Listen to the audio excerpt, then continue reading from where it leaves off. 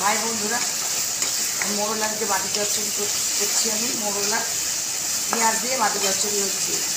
এর সাথে পেঁয়াজগুলো ভেজে নিয়েছি, নিয়ে তাতে হলুদ দিয়েছি, একটু নুন দিয়েছি, একটু চিনি দিয়েছি আন্দাজ মতো, দিয়ে তার সাথে মোরলা মাছগুলো তুলে দিয়ে আমি একটু কষে নিচ্ছি। কষে নেওয়ার পরে এখন সামান্য হলুদটা আগে দিয়ে নিই। এখন এর সাথে একটু হলুদ অ্যাড করব, একটু হলুদ অ্যাড করে দিলাম, দিয়ে এবার পুরো লঙ্কাটা দিয়ে দেবো। সেটা একটু গুঁড়ো লঙ্কা দিয়ে দিলাম, একটু কাশ্মীরি লঙ্কা থাকলেও দিলে হয়, আমি দিইনি, গুঁড়ো লঙ্কা দিয়েই করছি। দিয়ে মোরলা মাছগুলো দিয়ে কষে নিচ্ছি। কষে নিয়ে এবার কষা কষা হয়ে এসছে। এবার আমি জল ঢেলে দেবো, আন্দাজ মতো জল দিয়ে দেবো।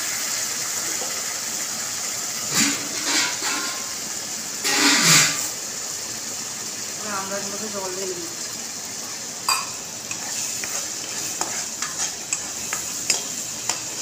দিয়ে এবার একটু গন্ধরাজ লেবু দেবো।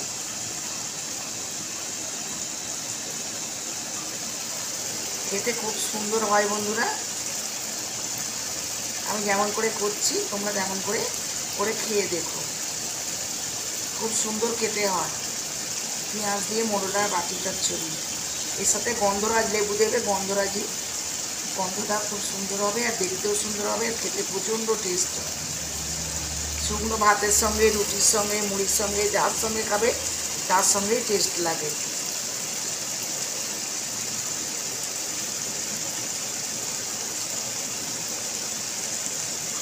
আমি লেবুটা ছড়িয়ে দিচ্ছি।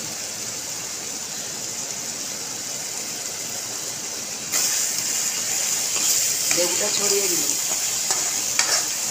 দিয়ে একটু কষা কষা ওই জলটা মরে যাবে, হলেই নামিয়ে নেব।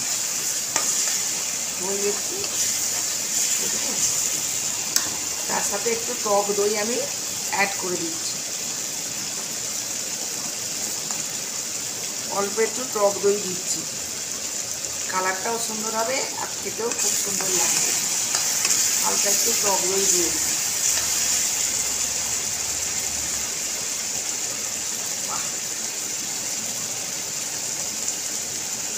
আর একটু টক দই দিয়ে দিলাম। দুর্দান্ত টেস্ট হয়, যার সঙ্গে খাবে তাতেই সুন্দর লাগবে।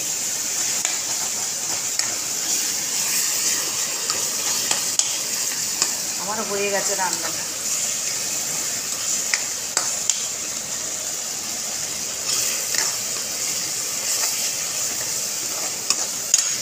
আমি গ্যাসটা অফ করে দিলাম, রান্নাটা কমপ্লিট হয়ে গেছে।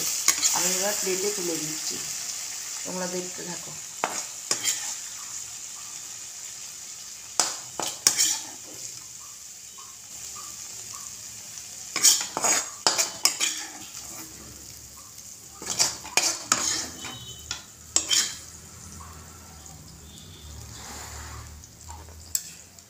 দেখো রান্নাটা কত সুন্দর হয়েছে, দেখো।